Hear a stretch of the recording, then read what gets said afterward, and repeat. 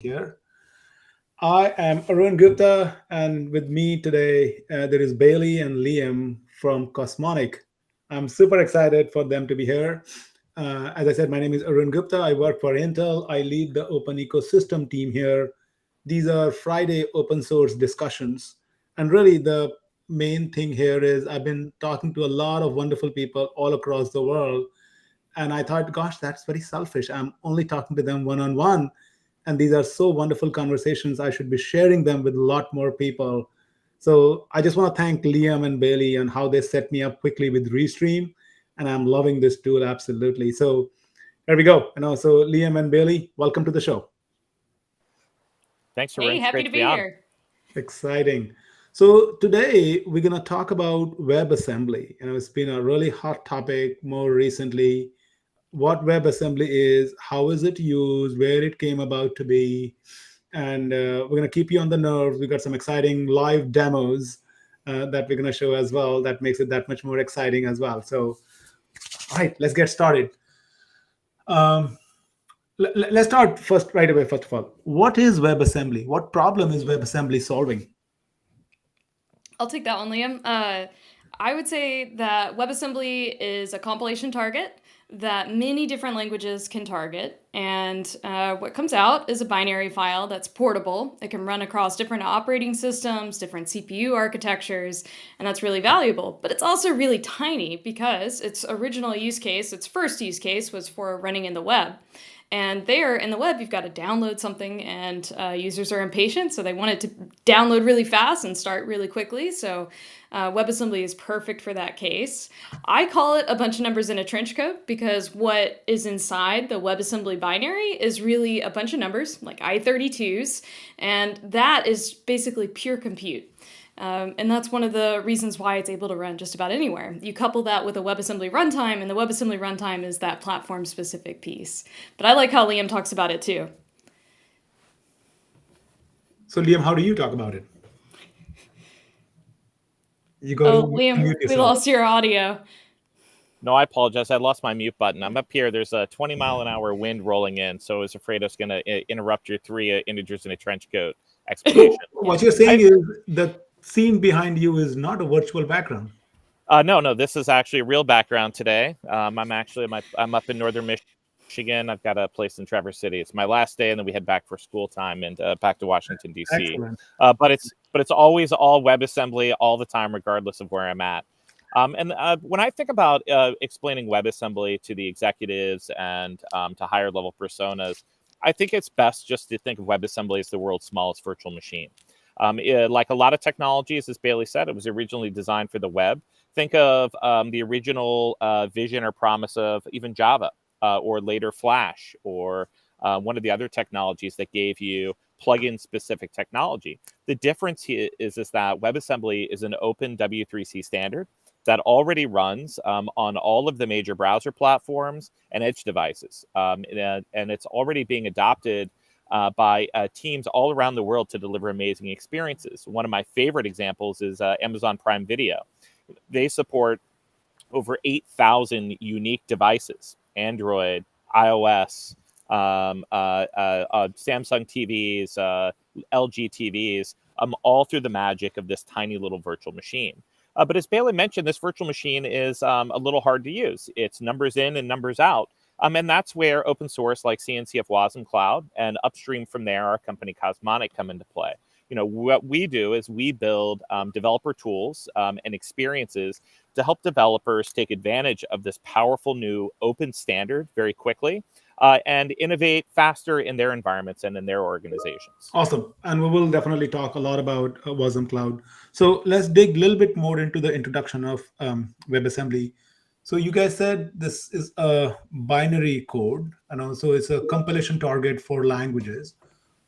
How does the process work? Can I write in any language and then say, hey, convert this to WebAssembly, and then it goes over there? Is there a predefined set of languages? So talk me through that developer ecosystem. Yeah, all the top 20 languages, about 17-ish of them have some level of support for WebAssembly, but that level of support is varying. There's languages that are statically typed, like Rust and C and C++ that have excellent production grade support. There are other languages that are up and coming, like the latest Go release has a WASI Preview 1 target. We haven't quite talked too much about WASI yet. It's important in that it's the WebAssembly systems interface, so it lets us take the WebAssembly module and run it outside of the web. However, to answer your question, there are a lot of different languages, and they do have to know about how to compile to WebAssembly to be able to support it. Yeah, I'd pick up there, and I would really, at the highest level, I'd maybe group them into three targets. There's the static languages, like Bailey mentioned, C, C++, Zig, Rust, that have great support. They translate very well to the WebAssembly instruction set. On top of those, we have a set of interpreted languages. These are languages, think like JavaScript or .NET, which launched with early support for WebAssembly, and there's increasing support for Python, for example. Those languages require a little more. They'll bring the interpreter with them into WebAssembly, and it results in a WebAssembly module that's a little bit larger. And then there's a third set of languages that are maybe a little bit more distant, like some of the languages that run in the Java ecosystem. There's early successes with things like Kotlin, but Java itself is still on the way when we think about it. What's truly amazing, though, is that when we build things into WebAssembly, we're using this new standard in WebAssembly that's called WebAssembly components. And the easiest way to think about these is if WebAssembly is our CPU, components are like building blocks that we can use to build an application out of.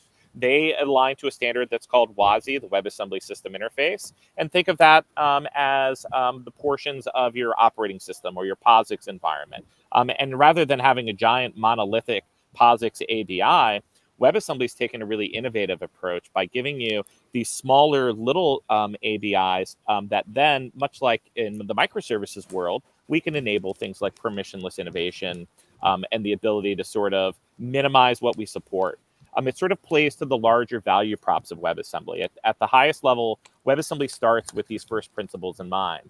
It's deny by default. It is really small. It's really fast. And it gives us a bunch of security propositions that other approaches that are 20 or 30 or 40 years old don't really bring to the table. Bailey, is there anything you'd add to that? I love that explanation. Yes, so that's happening within the WASI working group of the W3C's community group around WebAssembly, and I'm a co-chair there with Pat Hickey, and we're pretty excited because this first set, basically, that lays that foundational set of primitive types that we believe everybody's going to begin building applications out of, is going to be available this fall. So we're really nearing that first release, and we call that release WASI Preview 2. Fantastic. So you're telling me a lot of this work is happening out in W3C, the working group that you talked about. And I want to dig a little bit deeper into WASI a little bit later as well. But I'm amazed 17 out of 20 languages have some support for WebAssembly, which is awesome, actually. Now, WebAssembly, the standard itself was created a little while ago. What is gaining traction? Why is it becoming so popular and hot more recently, though? Bailey, would you mind maybe extending that a little more and maybe tell a little bit of the history of WebAssembly? I mean, I think you one time called it the greatest hack of all time. I did. Alon Zakai and some other engineers at Mozilla created ASM.js, which is really the precursor to WebAssembly. And I first started doing my own hacking on top of ASM.js in around 2012. And 2015 is when the WebAssembly design began. But ASM.js was that initial proof point of how to take legacy code, legacy applications, or rather just really languages that are in C and C++, and bring that to the web. But also bring it to the web in a way that is still sandboxable and safe and doesn't have all of the flaws that we've seen from other different types of plugin models that came before. And so that was one of the key things that were enabled. I remember Autodesk made a demo then. Adobe had several demos. I worked at a company called SAS, and we were bringing forward our data visualization library into the web. And it was a huge unlocker because everybody at the time was trying to aim for HTML5, but we also saw the web as like that final edge where our users are running. And finding a way to write and performant and high level code and bring that to the web. You know, JavaScript wasn't the best language to write in to do this type of complex applications. Now we have TypeScript and it's, you know, hugely advanced there. But it's really nice to be able to write in a language that is also portable. So not just running it in the web, we were also taking that exact same code that we were running. Autodesk and Adobe were doing the same thing and running it on desktop applications across different operating systems and platforms. That's beautiful. 2012 is when you said ASM.js was working and the standard itself was creating 2015. That's still a long runway, essentially. What is making WebAssembly hot now? Like for the last year or two, I've immediately seen a lot of traction picking up around WebAssembly. What is making it hot now? I'd say in the cloud native space, the value props of something that is fast to distribute, right? If you think about downloading a tiny unit of compute in the web, you want that for large orchestration and large clusters and being able to bring it to the CDN edge. You need something that's really tiny. But you also need it to be fast, and we also want it to have the right level of sandbox. And so if you look at the main properties of WebAssembly, you'll see that, oh, wow, this is a perfect use case for what we call cloud native today. Liam, do you want to add to that? Yeah, look, I would take more of a market driven approach to this. You know, the last decade, Arun, was really this great lift and shift into the cloud, and markets make movements. Everybody wanted to get out of their own data centers and increase the abstraction of technology. Stop building their own capital investments. The first advantages of infrastructure that's elastic, so you can innovate faster. But the next decade is dominated by a different theme. The enduring theme that we're entering now is bringing our compute to the data. And that means that we want to run our code closer to users for performance, for security, for privacy, for regulation. And when we start to think in those terms, we suddenly have different requirements for what is the abstraction that we have.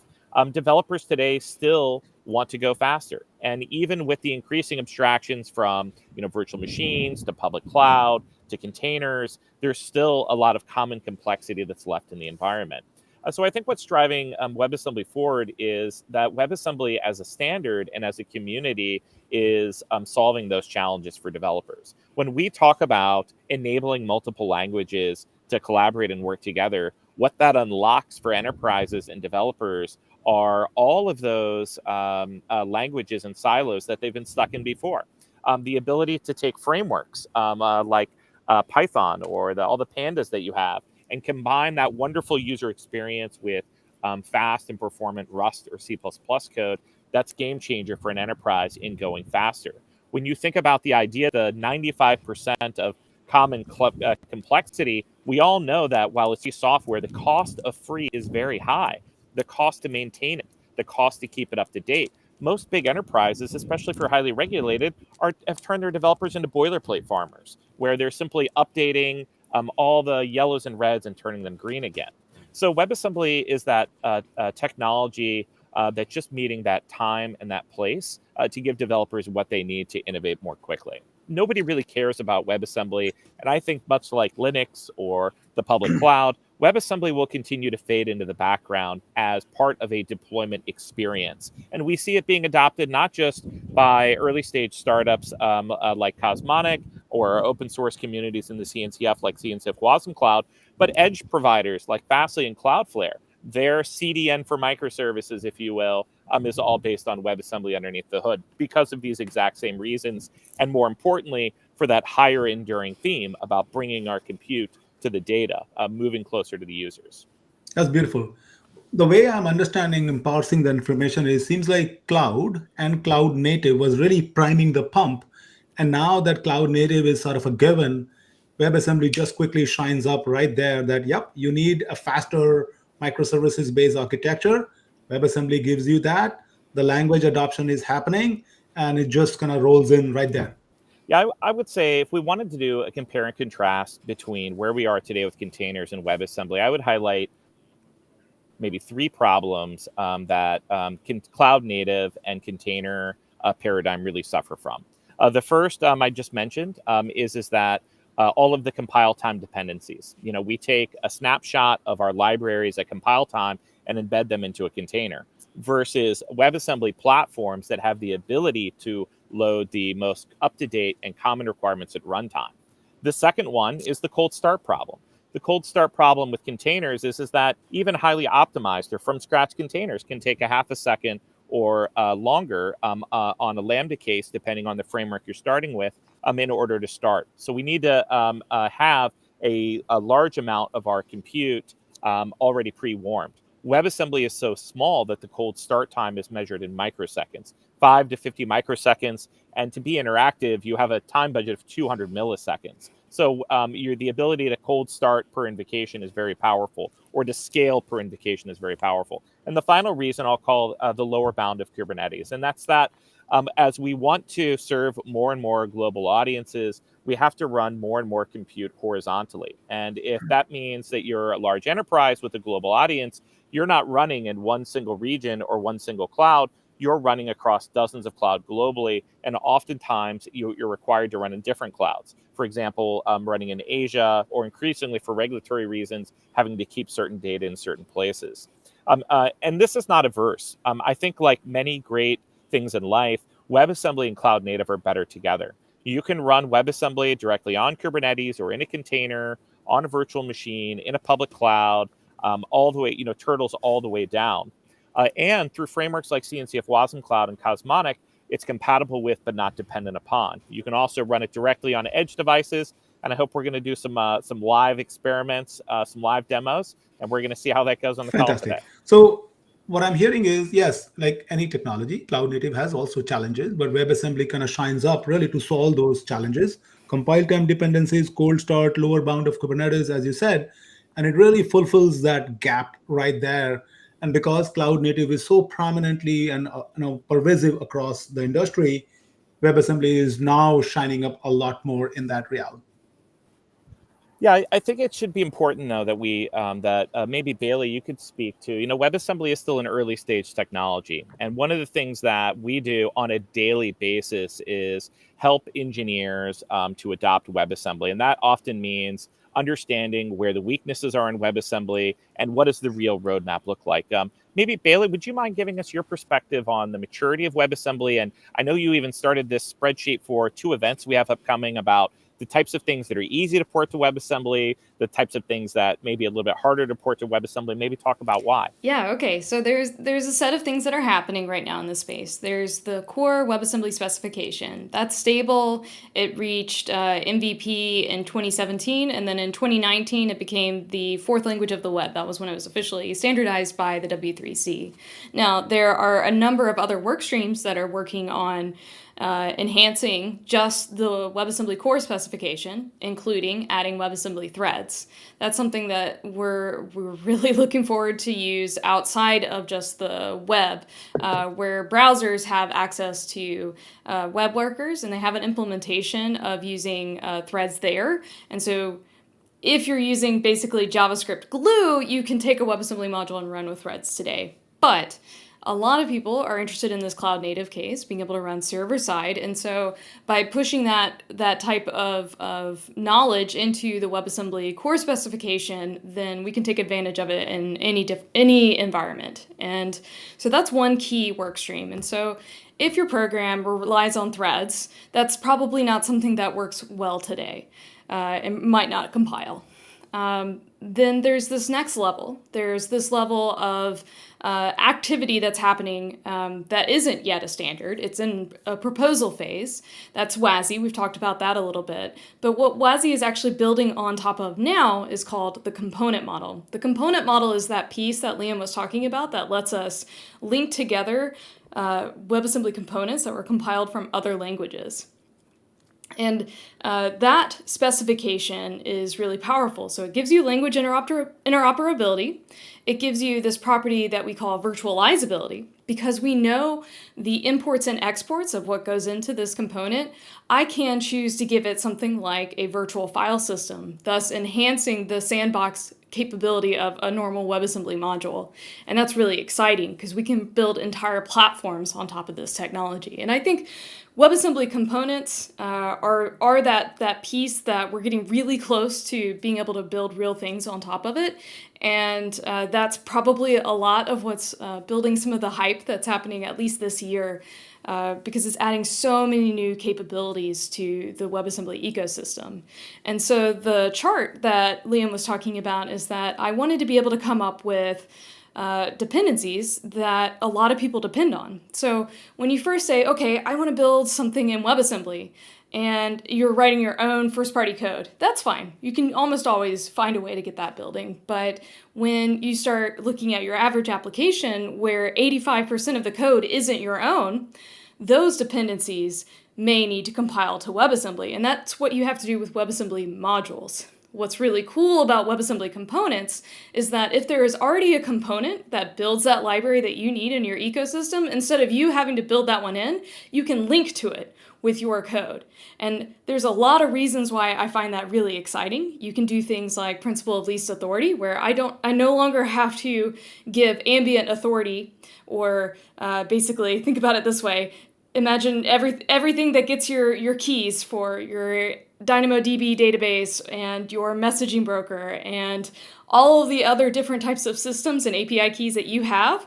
You define those maybe with operating system variables, and then you say, in today's world, you just say, okay, app run, and then all of your third-party dependencies, everything that's part of your current supply chain, that 85% of the code that's not yours, somebody else's, and hopefully you audited and vetted all of it, but if you didn't, a bad actor somewhere in your supply chain could say, oh, well, I might be the most popular message broker library that people use, but I also wouldn't mind knowing the AWS API key for somebody's database. And so with components, I only have to pass in exactly what it says it needs to run.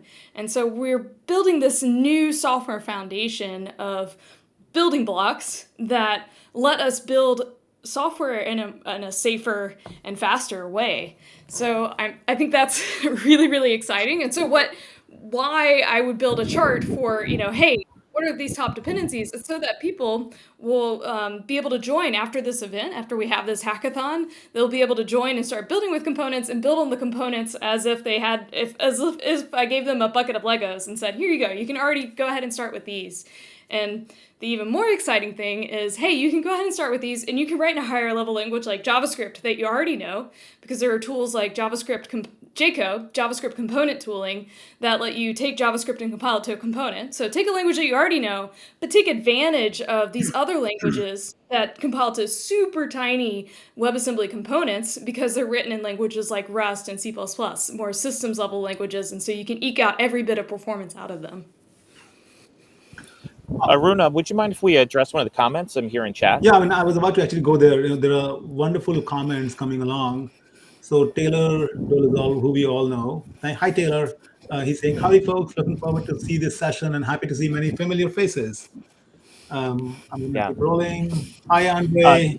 Chris Mosino, I think, made a great comment. He says, the biggest advantage from user experience is the ability to engage from virtually any modern device with a browser without having to search for or download native apps, updates, push instantly to all users, and performance feels native because it is. Pulling from 5G or Wi-Fi 6 can make the applications feel immediate and local. And I think, Chris, why your comment jumps out at me so much, and I think it's part of the reason why we see WebAssembly growing so quickly is that Assembly addresses the largest market in the world, which is just the bare compute needs of companies everywhere. Because regardless of what industry you're in, what WebAssembly solves for you and helps to make easier is universal. If you're building in industrial systems or financial services or medical devices, you all have a desire to build applications and experiences that are natively mobile first, that are real time, that are available 24/7, that are increasingly personalized and proactive and enriched by AI and ML on the edge. And that means that we need to build new experiences faster on a vast and larger array of CPUs, devices, operating systems.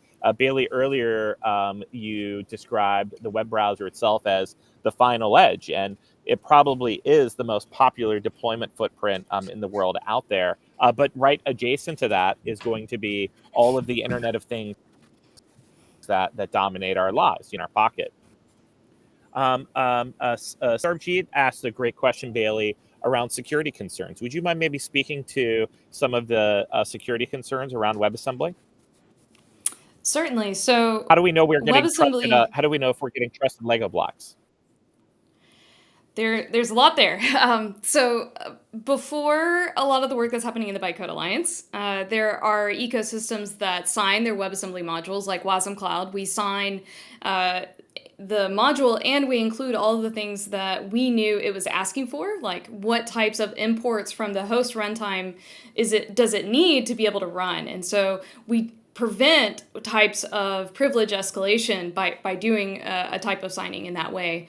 Now, the Bytecode Alliance, which is a software foundation that's working on building secure foundations just for WebAssembly, we're building I'm on the technical steering committee of the Bytecode Alliance, and so one of the major efforts that we've been working on is a registry. But it's not just a Bytecode Alliance registry, it is a protocol and a system for basically taking signed modules and moving them through a system securely, so that from first principles of the time that you've built this module and released it, everybody is able to validate those claims. And so that's one aspect of it. Another aspect is that a WebAssembly module is secured by the WebAssembly runtime. So the WebAssembly runtime could be a browser, but it could also be WASM-time. WASM-time is one of the runtimes within the Bytecode Alliance. WASM-time is written in Rust. It's extremely tested. It's the runtime that's used in a number of production use cases. And one of the cool things about it is that it's the thing that provides the instance of the WebAssembly module. So even when you download a WebAssembly module, before you ever run it, you can actually verify it. That's one of the interesting properties of WebAssembly that a lot of people don't realize, is that I can crack open a WASM module and prove that it is not allowed to reach outside of its linear memory. So this entire swath of OWASP top 10 in a lot of ways don't apply to WebAssembly applications because of the nature of just, if you are able to compile it to WebAssembly, you know that it doesn't have things like double after free or the ability to reach into somebody else's stack. And that's a really powerful property for something that is so tiny that you can also sandbox safely. I would pick up on that, Bailey, and maybe add that WebAssembly has not just embraced, but it's led the sort of modern evolution of capability-driven security. Now, maybe there's some old Linux gurus out on the call today, folks that have used like sudo setcap on Linux to give a normal system user maybe privileges to read directly from a network card or something like that.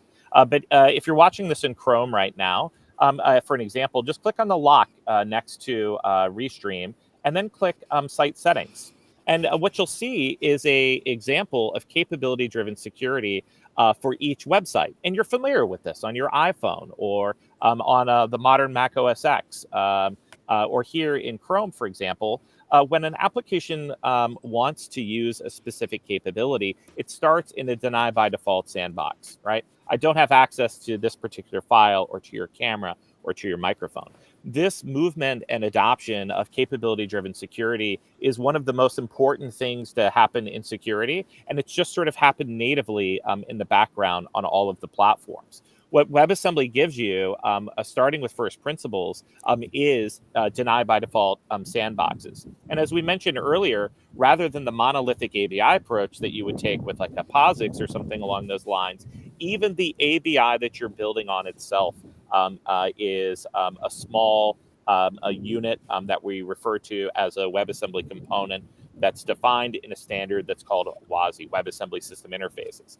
And much like you would find in POSIX, you have a set of common capabilities emerging in WebAssembly that define things like WASI sockets or WASI clocks or blob store, things along those nature. So it gives us an approach to the ecosystem and to software that really starts by thinking about security first. So when I think about coming back to the question, which was, the security concerns are that WebAssembly raises the bar entirely, even for code that wasn't designed with WebAssembly in mind. Just the very nature of bringing it into the WebAssembly sandbox gives you significant value props that can be further extended by open source platforms like CNCF Wasm Cloud, which is sort of like a WebAssembly shovel. It's a tool and a community that's designed to help developers get into WebAssembly faster, adopt WebAssembly more easily, and scale some of the enterprise value props. Beautiful. Let me take the next question by Taylor. It says, which is very appropriate. What do you feel is in a very mature state with WASM? And what do you feel needs more focus, support, or contributions?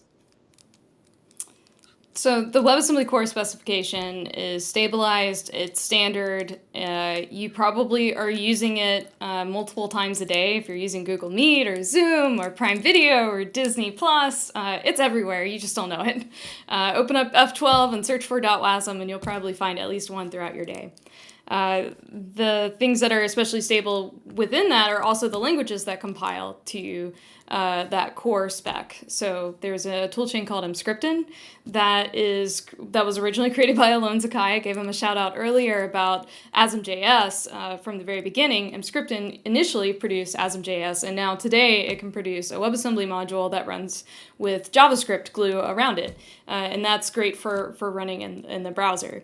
The places where I would say there's a significant call to action is adding standards so that we have standard interfaces that runtimes can expect and need to implement so that I can portably run a WebAssembly module that says, hey, actually, I compile to this world that is a CLI world. And in a CLI world, I expect things like a file system. I expect to be able to maybe have access to a socket. I also want to be able to pass in standard in and standard out, so I want to do some standard I/O. So those types of things are what's happening within the WASI working group. So that's a great place for a call to action. I think that we're reaching a level of stability there where we'll bring tool chains forward into building on top of that, and then we'll reach a level of stability with that. The other places that I think are really exciting is finding ways to embed WebAssembly. So, for example, one of the use cases that I used to work on was taking WebAssembly and embedding it in the query processing engine of a database. Because if you think about it, WebAssembly is a sandbox, and so I can safely run it inside the same process that's executing my DB engine and be able to do things like user-defined functions and run arbitrary code or run machine learning and run stuff that I wouldn't normally be able to write in SQL, or it'd be very frictionful to write in SQL, but a lot easier to write in something like Rust or Python.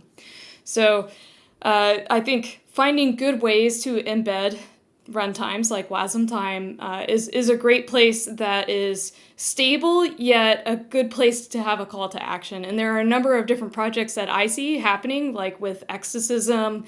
I see just within the Wasm Time project itself. There are other runtimes like Whammer, Wasm Edge. There's interpreters like WASMI. I feel like the innovation space right now around just building runtimes is really huge. And so if folks are interested in that level, especially if you're into compilers, having multiple different compilation targets, like I want to be able to basically be able to do an interpreted mode so that I can start quickly, but then do a multi-phase compilation pass so that I can eventually get to ahead of time compiled machine code. All this to say, there's a lot more that we could do to make WebAssembly even faster than it already is today. Bailey, I think you gave an incredible answer for the developers on the line. And I want to do an additional call to action and say that, WebAssembly is one of those wonderful communities that has room for all sorts of personas to come and help. In fact, we have an event coming this early September. Bailey and I call it Bacon. It's the Bytecode Alliance Con. It's on the Friday after WasmCon, which is the Linux Foundation WebAssembly event that's coming up on September 6th and 7th in Bellevue, Washington. You can find that if you do a quick Google, or maybe we can put some notes here in the show link. And at Bacon, we're doing an event called Componentize the World, where developers can come together and take libraries from many different languages and turn them into Lego blocks that are reusable by anyone in any language in WebAssembly using WebAssembly components. And there's also going to be lots of opportunities for non-developers to help thinking about examples, writing documentation, maybe creating images to help explain concepts. WebAssembly, like a lot of great communities, is powerful and growing quickly because of its broad adoption, because of the diverse membership and participants that all bring radically different use cases. That's what really makes WebAssembly great today, and that's going to continue, Taylor, to be what makes WebAssembly great in the future. Fantastic. And Billy, the point that you were making earlier, to that, Chris also posted a comment. This will be transformative for interactive entertainment video games. Finally, because one click, many devices, massive player base. So even though originally WebAssembly was declared as the fourth language of the web, but is no longer restricted to web, it's just like pervasive, going anywhere and everywhere, and is a massive expanding base. One of my favorite examples of that for the video game industry is that as a gamer myself, I also really enjoy modding my games, but it's a little spooky downloading some DLL from some random site and then that's running and installed on my computer. So one of my favorite examples of this is Microsoft Flight Simulator. Actually, instead of adding modding support traditionally, like by being able to add and let other people run DLLs in the system, they added WebAssembly to their game, and that let people build things like this Ukrainian bomber that has different types of like little meters with the like spin wheels and stuff, and be able to animate all of that in a unique way to kind of give a more immersive experience. And so that's just another one of those examples where I really feel that WebAssembly is the last plugin model you'll ever need, because when you're writing plugins, right, those are arbitrary things coming from other people somewhere randomly on the internet, and so I need them to be sandboxed, but I also need them to be fast. I also need them to be pluggable and hot swappable and all of those types of things, and WebAssembly is just perfect for that use case. Beautiful. I think we'll keep moving and I'll go back to the questions here. You talked a lot about WASI, you talked about components, and this goes takes me back to the tweet that Solomon Hykes, the founder of Docker, did. And he said, if WASM plus WASI existed in 2008, we wouldn't have needed to create Docker. And you've talked a lot about how WebAssembly is not just for web, but it could pretty much be everywhere. Talk to me about this premise of WASM plus WASI as opposed to Docker and being very fit for edge computing and containers use case. One thing I want to say there is it's not as opposed to Docker. Docker actually today runs WebAssembly runtimes natively. And so it's not wrapping them in a container that's virtualizing Linux. It's executing the WebAssembly runtime to run the WebAssembly module. So it's very tiny, low overhead. They're definitely a better together type technology. Now, I will say that WASI is very different, where containers focused on finding ways to virtualize Linux and the POSIX ecosystem.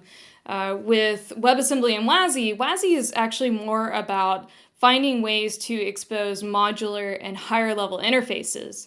And so the types of APIs that you can provide are now really semantic in a way, because I'm passing in things like a key value interface. And inside my key value interface, I've got get set, and I am now able to plug in any other provider that matches that key value interface. So I can hot swap things in, like pointing to Redis or pointing to HashiCorp Vault. So it's a very different paradigm. Also, in your Docker container, you would bake in those types of capabilities. The WebAssembly runtime has to provide them in some way, but there's a lot of different flexibility that you can do to be able to provide it. It doesn't all have to be running within the WebAssembly runtime process. Just beautiful. Liam, I've heard him answer this one a lot better than I just did. Bailey, I love it because I think that fundamentally we're different personas. You're the Cosmonic CTO. You are the on the TSC, the Technical Steering Committee for the Bytecode Alliance. You're co-chair of the W3C. You are in the weeds, and I love your worldview because it speaks very deeply to the developers to know that that you understand where they are because you're the same persona. I think I would take a step back, and at the time the tweet was made, I think there was some unclarity if WebAssembly would just become virtual POSIX. And I think based on our experimentation, it's clear that by design we're not going to be.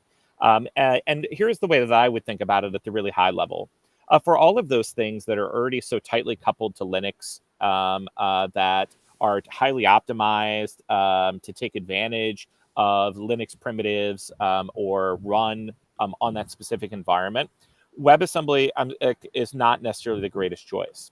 Containers are what we have as a great abstraction for POSIX with C groups and namespaces together, and will continue to be. I don't think that, yes, there will be all kinds of stunt hacking. There already is. There's entire x86 virtual machines that run inside of WebAssembly. However, I don't think that that is the best use of WebAssembly. WebAssembly really shines when we think about the green field, about extensions, about plugins. And that is where today I see this better together story coming together. Now, maybe in the medium term, we might have a little bit more parity, or we might have the ability to do so. But for now, I really think that it is truly a better together story.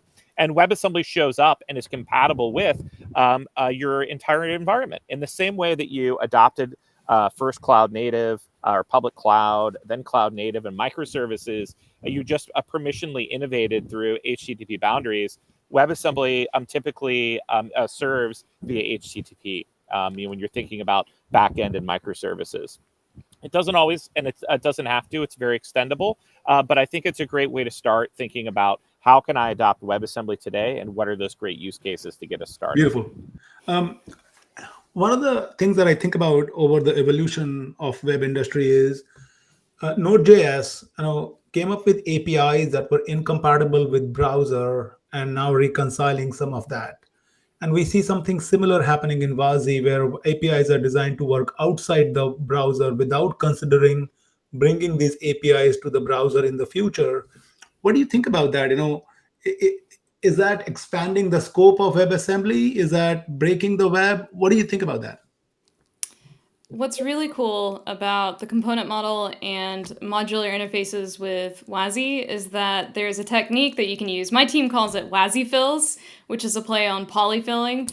And polyfills is that I know what the API is, and so I can plug in something in the web when I'm running in an environment that, say, doesn't have a traditional file system.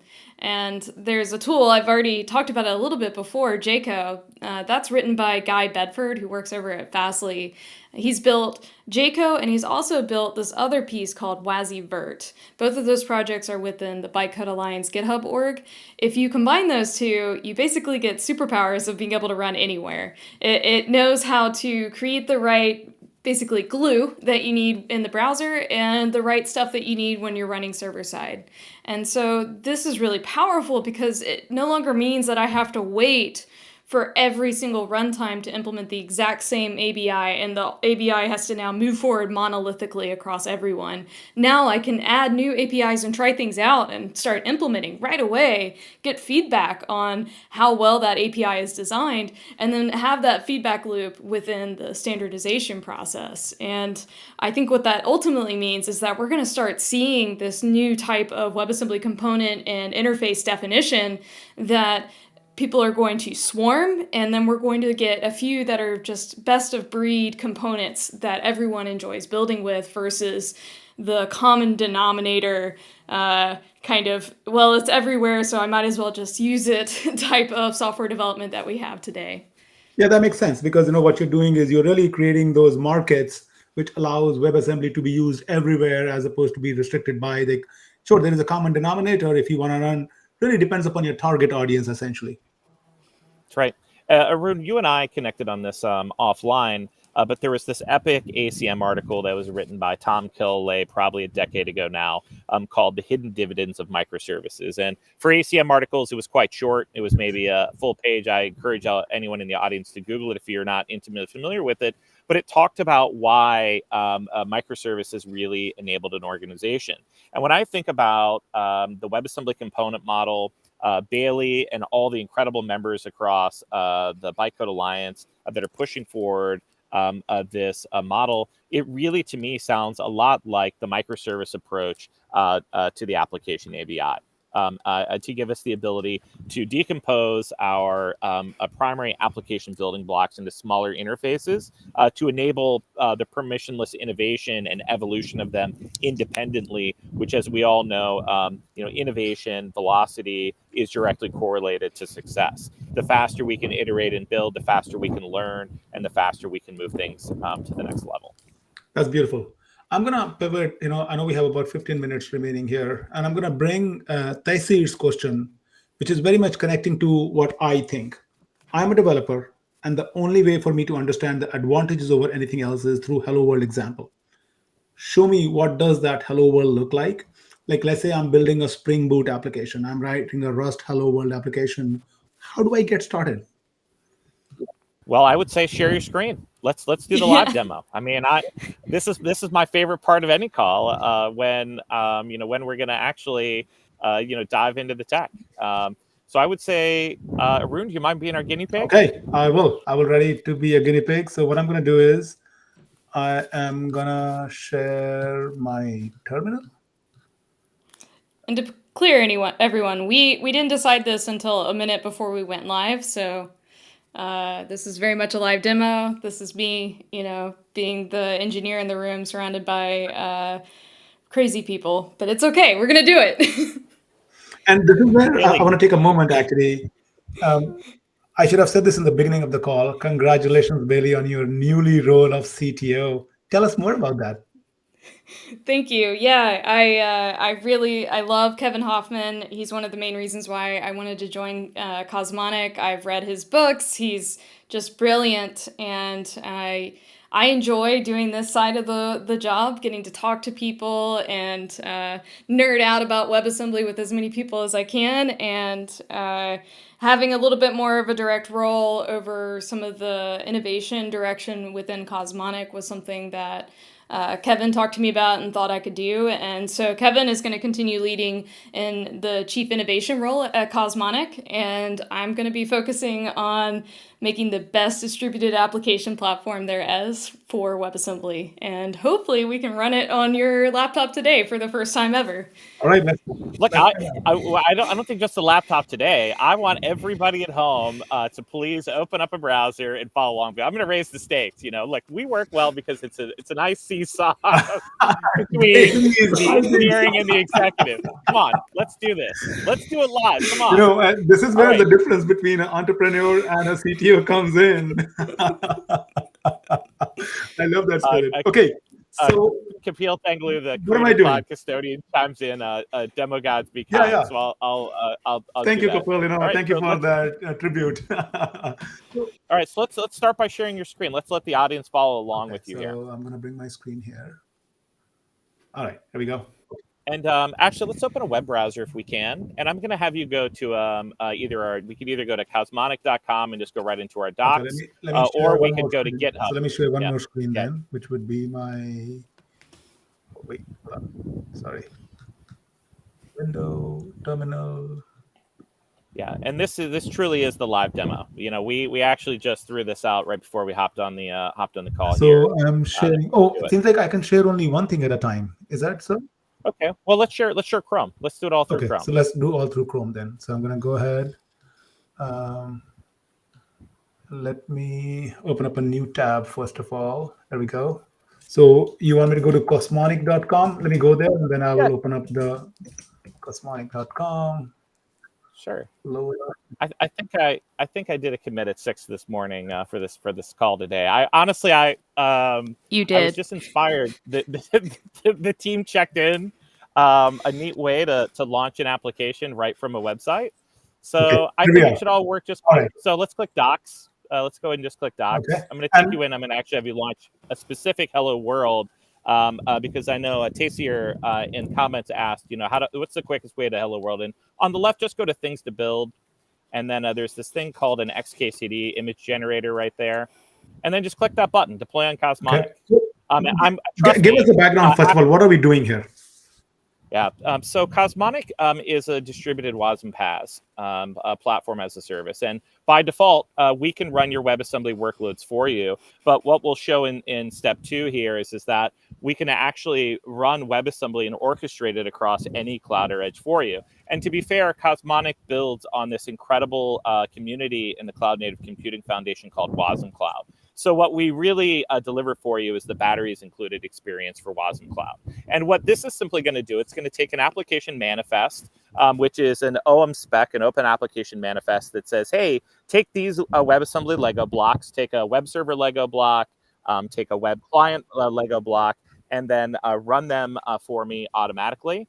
And it'll also should, because you haven't logged into Cosmonic before, I don't think, it should also provision a whole private distributed WebAssembly constellation for you, which is, we wanted to think about why be stuck in the clouds when you could come to space. So hence the kind of space branding and theming around Cosmonic. Okay. And these components, it doesn't matter what language they are written in. They're just seen That's as right. WebAssembly components, essentially.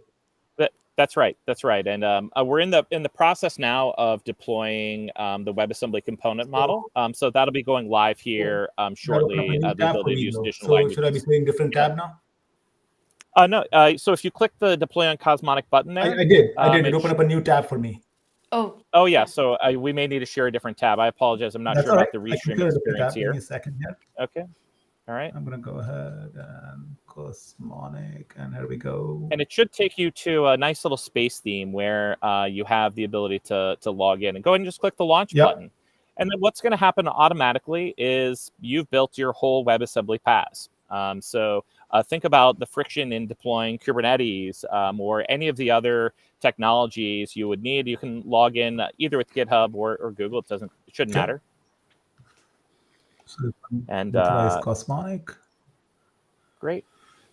And you're going to land here on your UI. Now, in today's call, that's the command you can copy and paste into your MacBook there if you want to extend your cluster to your MacBook. And then you've created a self-forming, self-healing WebAssembly PaaS that's running on your MacBook and in Cosmonic Cloud, which runs on AWS. So this is in addition to running in AWS, it's running on my MacBook as well. That's right. If you type that command in and run it, but you shouldn't need to. If you want to just click on know what I'm doing, we can go ahead and walk you through this. Okay, perfect. So what you just did was you just linked to that application manifest. I know what there. I'm doing. Yeah, share. Yeah, go ahead. All right. So if you click on applications there. And for all that matters, this is the first time I'm ever playing with this interface. I've never launched here, nothing, none of that. This is not scripted at all. Yep. So click on applications for me on the left, if you don't mind. Let's see. Should bring up an application view for us. Oh, here we go. Okay. Okay. All right. Go back to the other tab and click the launch button again. That should then that should open up here for you and give you that application manifest. Go back to the previous tab again. Yes, please. But that was the deploy on Cosmonic, though. Yeah, click the deploy on Cosmonic button, and that'll go ahead and launch it here. I think when we clicked I don't know, we didn't click save and launch, so the manifest was on screen. Yeah, I just rolled this out at 6 this morning, so we're just getting going. So I got a new view here. So let me go ahead reshare my screen again. It's a new tab. So let's go back here. I see a question if anybody's about sure, also like to know about the async support. So right now, basically the way that async implemented is with callbacks. However, async support is part of our plan for WASI Preview 3. So we're rolling out WASI Preview 2 actively right now. Like that's why I'm scared of these kinds of things, and that I know the level of churn that's going into building out all of these different foundational pieces for Preview 2. Well, Preview 3 is going to be next year.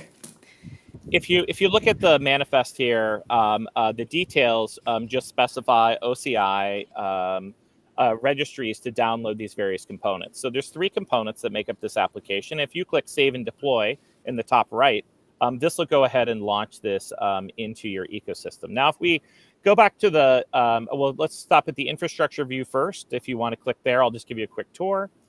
Here in the infrastructure view, you can see you have one host that's managed in Cosmonic. And if we use that, the CLI command earlier, we can deploy additional Cosmonic hosts that will just show up here and extend your WebAssembly paths to include all of the capabilities that you have on whatever So, host. so So on my, essentially, if I would have used that CLI, I would have created my MacBook as a host, and that would have yep, shown up in this interface. that's right. Yes. If you look at our private chat, I just sent you the bash command if you want to run that. And after you run it, you can just type Cosmo up, and as soon as you do, a new host will appear Got it. here. Got it. And then if we go to the logic view, what we'll see is the various pieces of our application.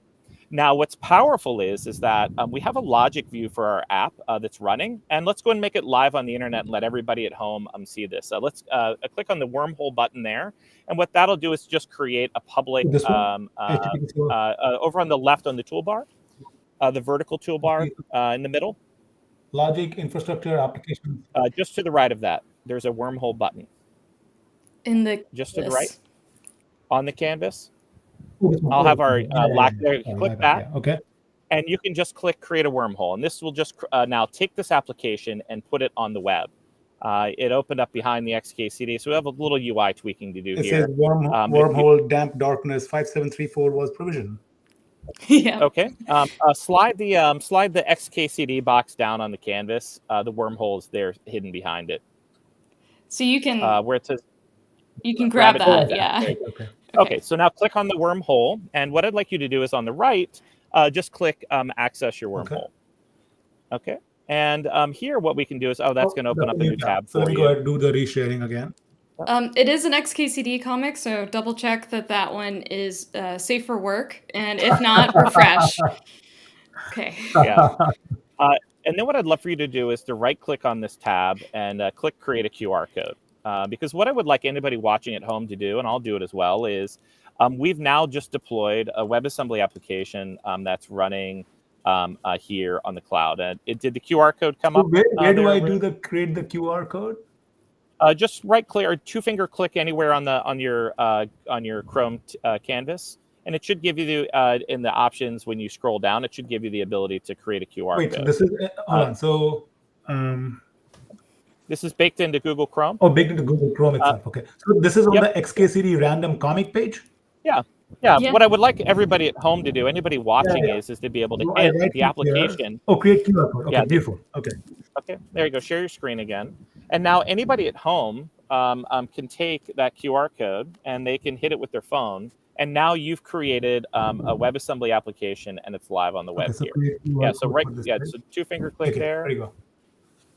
Oh, we do. It's for whatever reason, Restream doesn't show it. I think it opens as maybe like a separate like floating tab.